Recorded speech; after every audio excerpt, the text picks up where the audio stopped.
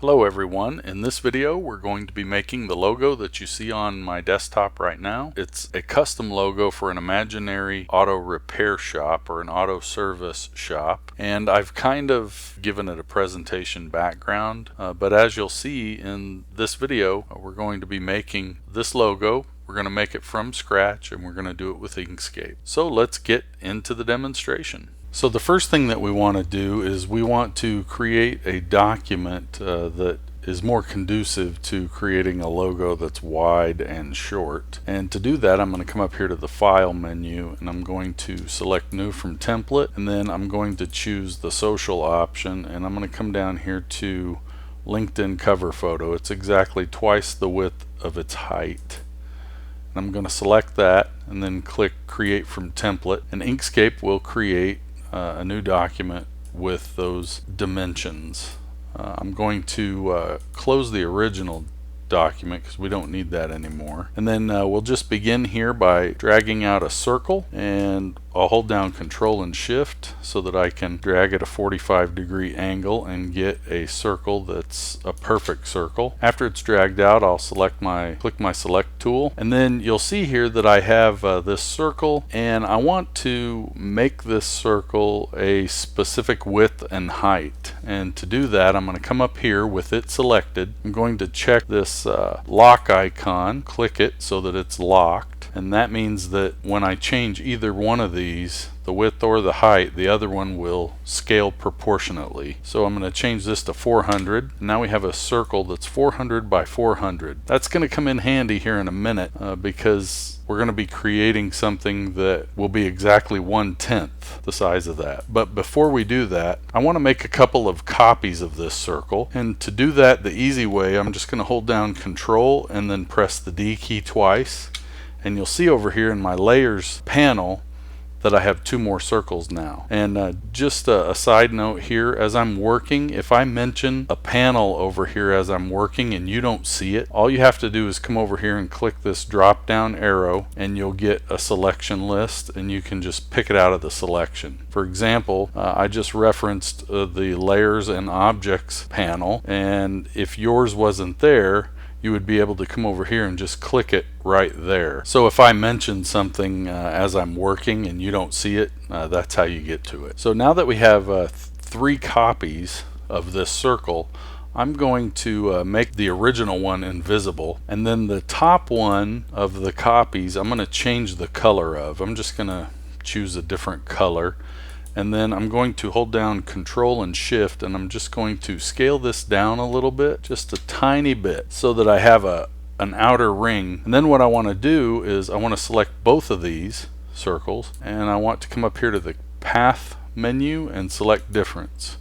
And now we have a ring that we're going to use here in just a little bit, but we don't need it right now, so I'm going to hide that so that we can't see it, and I'll make the original circle visible again by clicking that eye icon. And now what we want to do is we want to create a small circle that is about exactly 1/10 the size of this large one. So I'm going to hold down Control and Shift, and I'm going to drag out another perfect circle, and I'm going to click my selector tool, and I'm going to do the same thing here that I did with the large one. I'm going to select it, and then I'm going to come up here, and instead of setting it to 400, I'm going to set it to 40.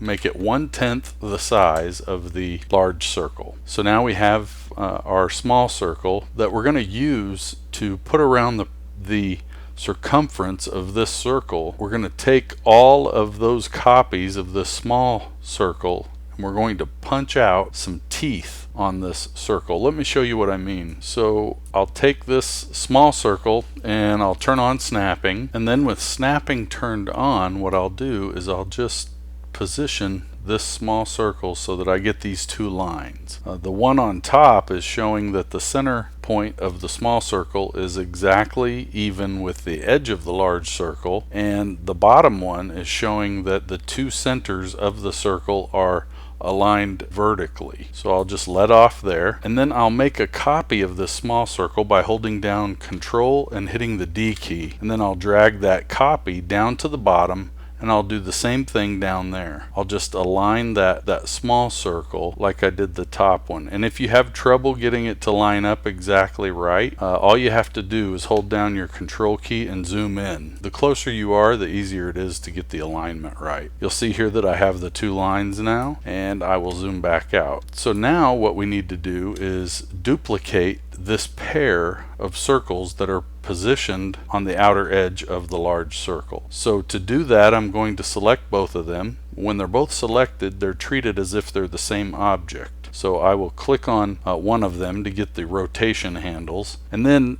I'll hold down Control and hit the D key. And when I do that, if you notice here in my Layers and Objects panel, you'll see that they'll be duplicated. So I'll hold down Control and hit D, and I have duplicates. Now if I hold down the Control key and just drag this rotation handle, it increments the rotation at 15-degree intervals. What that means is, since 15 goes into 360 evenly, then that means we can just continue that process and keep duplicating and rotating, and we will be able to create circles all the way around the outside edge of this large circle. So I'm going to do that. I'm going to hold down Control and hit D, and then hold down Control and then rotate. And I'm just going to keep doing that, and just keep on making copies and dragging them at 15-degree intervals until I get all of my small circles around the outside edge of that large circle. Almost done. I just got one more left.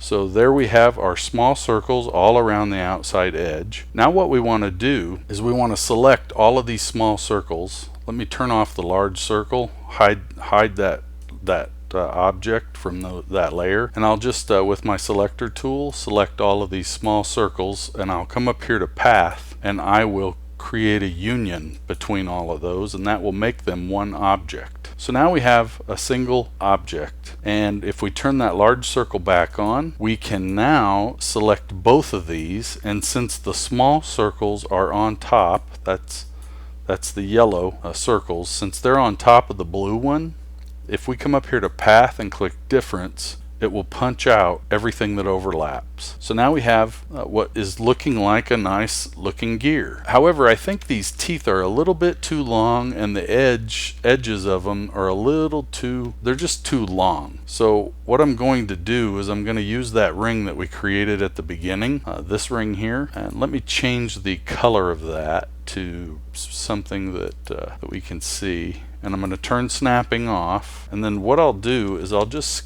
scale this up because I don't want to cut that much of it off, but I do want to trim those so they're not quite as long. So once you get that set to where you want it, just select both of those, and then again go to Path and click Difference, and it just trims off the outside edge.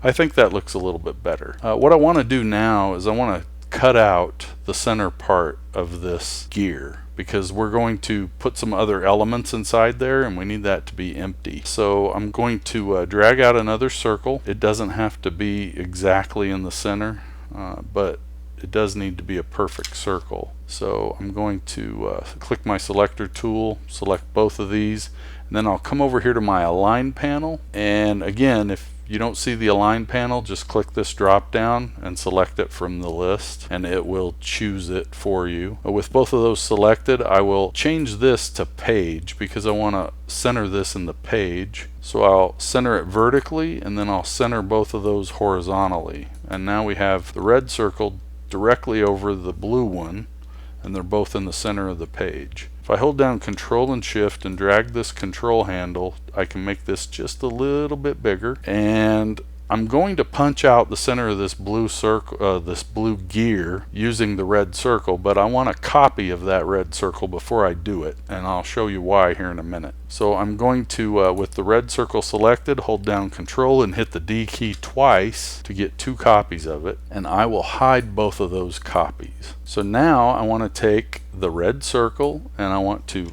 punch out the center of the blue gear. So I will go up to path and click difference, and now we have just the teeth around the outside of the gear. Now if I turn these other circles back on that I just created, show those, make them visible, I'm going to take the top one and change its color to something different from red, just yellow, and then I'm going to scale the yellow one down just about that much. And then I want to take the red circle and the yellow circle, which are the two top ones, and I want to punch out the center of the red one with the yellow one. So I'll click path, difference, and now I'm left with a red ring just on the inside edge of that gear. But I want to scale that down, and I want to leave a gap that's about the same width as the red ring itself. About like that. Now once that's done, we're going to create two more circles, and we're going to create an element that kind of conveys the idea of performance. But before we do that, let's section off this gear. Let's cut it into fourths, and to do that we're just going to create a couple of rectangles. I'll drag out I'll drag out one rectangle here, and it needs to be pretty good size.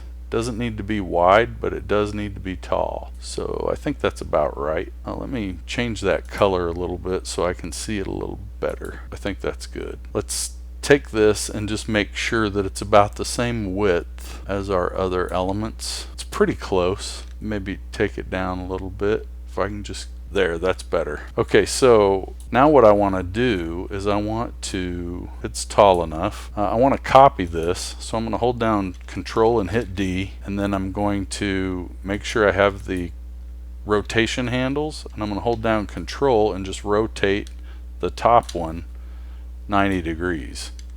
And now we have a giant plus, and I want to make both of these rectangles into one object. I want them to be one giant plus. So I'm going to hit path, union, and what we're going to do with this plus is we're going to cut this circle and this gear into 4 parts. And to do that, since the circle and the gear are separate objects, we need to have 2 of these. So we need to duplicate this plus. So with it selected, hold down Control and hit D, and now we have 2 pluses. We have that top one and we have the one underneath it. But what we need to do is make sure it's exactly center. So select everything on the canvas, and then come up here to, come over here to the Align and Distribute menu, and then select the vertical and align on the horizontal. And now they're exactly centered with one another. We can come back to our layers panel and we can hide the top plus because we don't need it right now. But we'll take this remaining plus and we will select the red circle by holding Shift and clicking on it. With those 2 selected, come up to your path menu and click difference. And then reveal the other plus, select it, and then hold down Shift and select the gear, and then select path and difference. And now you'll see that we have both our ring and our gear are now separated into fourths. That's about how we want it to be. However, as I said before, I want to add another visual element that kind of indicates the idea of performance. And to do that, we're going to create a couple of more circles. Get somewhere close to the center of that ring and that gear, and then hold down your Control and Shift key and drag at a 45-degree angle. And right about when it gets to the same size, just click your selector tool, and then we can turn snapping on for this, because what it'll do is it'll help us find the center of those circles. And there we have it. Now I want to make a copy of this circle, and to do that I'm going to select it and hold down Control and hit D, and then I'm going to change the color of the top one to something different from the one that it came from, and I'm going to hold down Control and Shift, and I'm just going to shrink this just a tiny bit. But before I do that, I'm going to turn off snapping, because it's going to make it harder to do what I'm trying to do if snapping's turned on. So Control Shift and then drag down, and then I'm just going to position this smaller circle down here about like right about there. Now I'm going to select the yellow one and then hold down Shift and select the red one, And I'm going to come up here to path, and I'm going to click difference. And now you'll see that we have this moon shape inside of our circle. But what we want to do is we only want to keep everything from here up. So we want to cut off the bottom part of this. So I'm going to drag out a rectangle just like that. Choose my selector tool and just position this almost, maybe just a little bit higher. Not too much though. How about say right there. And then with that rectangle selected, hold down shift, click the arc that we just created and select path and difference. And now you'll see that we have kind of an arc that kind of grows as it moves across the top part of this gear. But I think it would look even better if we were able to section it off as well. Just cut it into, say, 4 parts. And to do that, we're going to select our rectangle tool here, and I'm going to choose a dark color for this. How about black? I'm just going to drag out another rectangle, one of these tall, thin rectangles, and I'm going to position it right about there. And what I want to do is I want to click it until I see the center point inside of it. And that center point, I don't want to be in the middle of the rectangle. I want it to be on the end of this rectangle. So I'm going to drag it down here and just drop it on the end. Now we can make copies of this and rotate them, and they will rotate on this point. They won't rotate from the middle anymore. They'll rotate from this point. So I'm going to hold down Control and hit the D key, and while I'm holding down Control, I'll just drag, and you can see that now we're getting, and I'll let off on the Control key, and you'll see that we're getting a nice little pivot point that's not in the center of the rectangle. So I'm going to do the same thing again. Hold down Control and hit D, click the top one, get the control handles and just drag those out. I think what I'll do now is just make this one a little bit bigger than the other one, say right about there, and then I'll come back over here and I'll do this one more time. Control D, click it, and then just drag this handle out. And I think that we can we may only need 3 of these. I just want to position these so that each one is a little bit larger than the one before it. So we have one here. This one may be a little too, maybe there's probably where we need that one. And this one we can put, I don't know, that doesn't look too bad, but I think there is better. And then this one we can perhaps put right here. I know I think that'll look all right. Once we're gonna cut some more off out of this, but for now let's let's select all of these rectangles by holding down Shift and clicking each one. And then what we're going to do is make those one object by clicking Path and Union. And then with those selected, we'll hold down Shift and choose our arc, and then click Path, Difference. And now we have something that resembles a speedometer accelerating. So we have the idea of performance there included in our logo. I think what I want to do is just cut part of this out, and I only want to cut it out on the right hand side because I want the logo, well, I'll just explain it as we do it, but I want the shape of the logo to look a particular way, and to do that we're going to need to cut out part of this. But before we do that, let's make all of this one object and get it all the same color. So I want to choose my selector tool and select everything on the canvas, and then I'm going to come up here to Path and click Union, and now it's all the same thing, and that's probably the color that we're going to end up with it being, but for now I think I just want it to be a black color. So let's make sure that those are all opaque, and I think they are. Yeah, the opacity is 100% on all of it. Okay, so now what I want to do is create a rectangle that I think that this right here will be, I think this will be good. I think I'll tell you what, let's change that rectangle to red and take the opacity down on it just so we can see through it. And I would like this rectangle to be evenly centered in relation to these teeth. So I want this part of this arc to be the same, reflected exactly from this arc. And I think that's what we have right about now. I think that's what we've got here. So I'll tell you what, since this is just two objects, we can push this back up now that we've seen where we're at, and click the selector tool and select both of these objects, and then go up here to path and click difference, and now you'll see that we have that gap that I was talking about. Now what we're going to put in here is the name of our fictional auto shop, our auto repair shop. I've selected a font that I think looks pretty good, and I'll explain the reasons why when I show it to you. Just click your text tool, and you can use whatever font you want. I'm going to use this one that's called Alata, A-L-A-T-A, and I'm just going to click in here, and then I'm going to type out the name of this shop in all caps, A-U-T-O-S-E-R-V-P-R-O, AutoServe Pro is what I think we're going to call this, and I will change that text to match the rest of the logo. And I'll just scale that up by holding Control and Shift and dragging it up.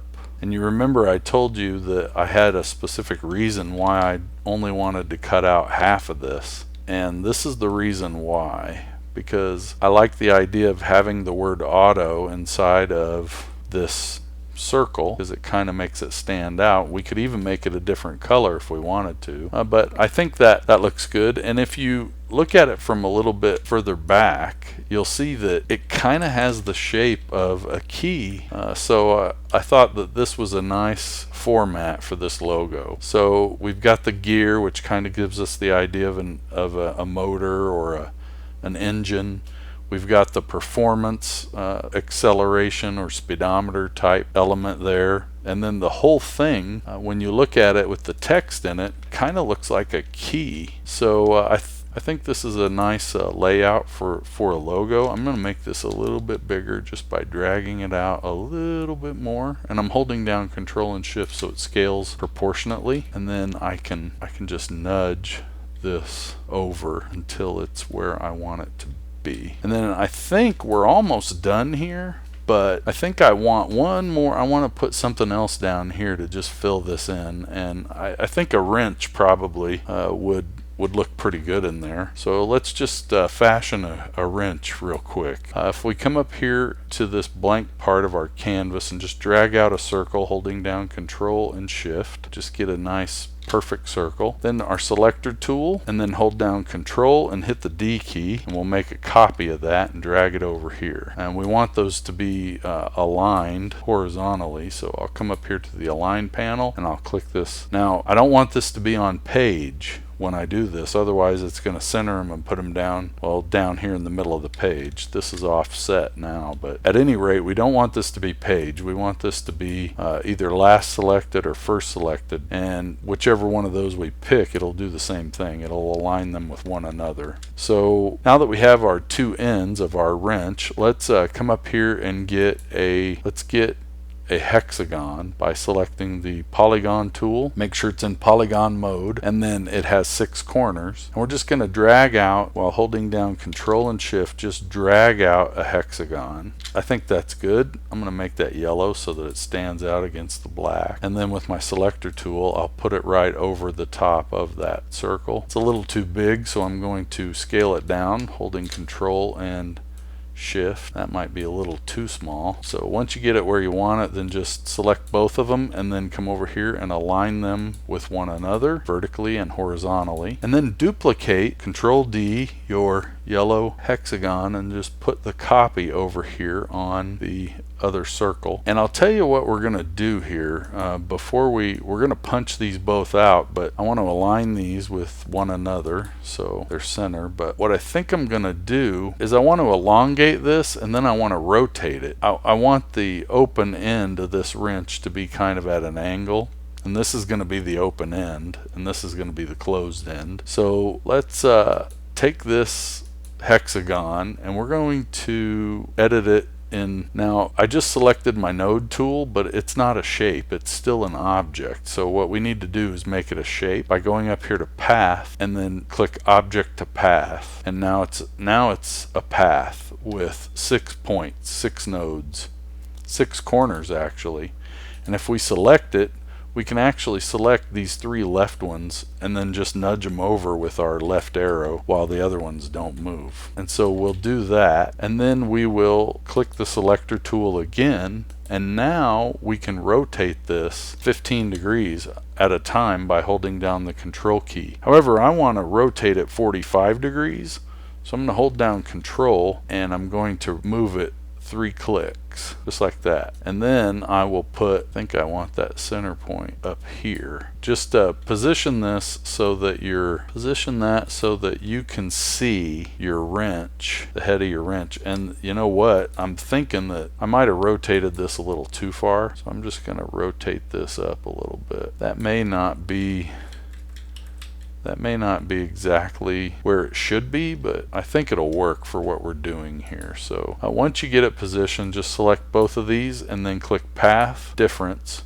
and now you have the head of the open part of your wrench. And then over here we can do the same thing. Select both of these and click path difference, and this one we want to scale down a little bit, not a whole lot, but just a little bit, and then we'll move it a little bit further back. So I think that'll work. We just need to scale this down a little bit more, and then we need to create our handle. We're just going to make a rectangle for that handle. I'm just going to connect these two with a rectangle, and then we will select it and then stretch it just to make sure that this thing reaches all the way. And to make it the right width, I'm going to hold down shift and just drag one of these. Actually, I'll hold down shift and drag this, and snapping may be doing to you what it did to me, so you might want to turn it off, but just drag this down to where it looks about right to you. And when it does, you can just select it to make it the same color as the other 2 parts. I'm going to nudge this down a little bit and maybe even just rotate it a little. I think that looks about right, and now it looks like I need to nudge it back up. You get the idea here. You just shape it, and then when you get this how you want it, just select everything that has to do with the wrench, and then path union, and now we have a wrench.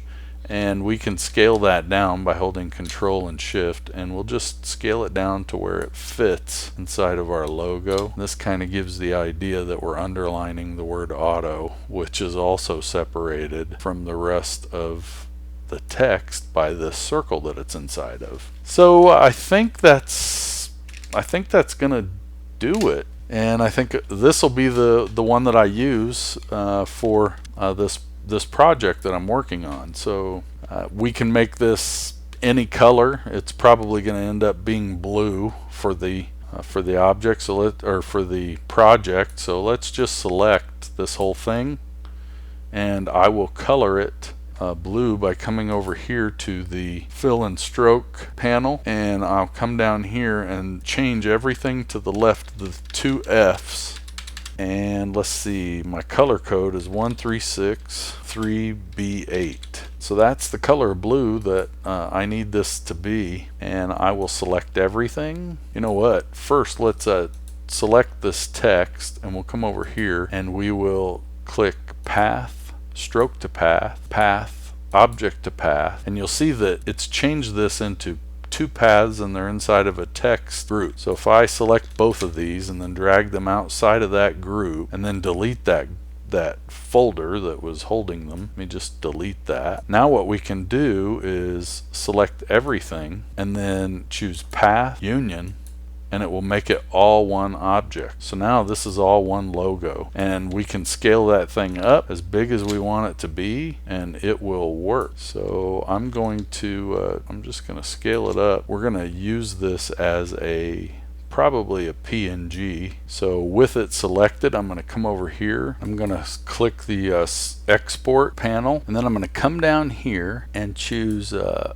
export this to a folder that of my choosing, and I think I'm going to call this logo, L-O-G-O, and I'm exporting it as an SVG right now, so I'll save that. And then what I'll do is I will come down here and I will change this to PNG right here, and then I'm going to export selected only because I only want the selection, and the background color looks like it's got the transparency on it. So I'll come over here and I will export this PNG in the same location, only here I'm going to change the type from SVG to PNG, and I'll call it logo, and then hit the enter button and it will save it. So that's how you create a logo from scratch using Inkscape. I hope that helps, and thanks for watching.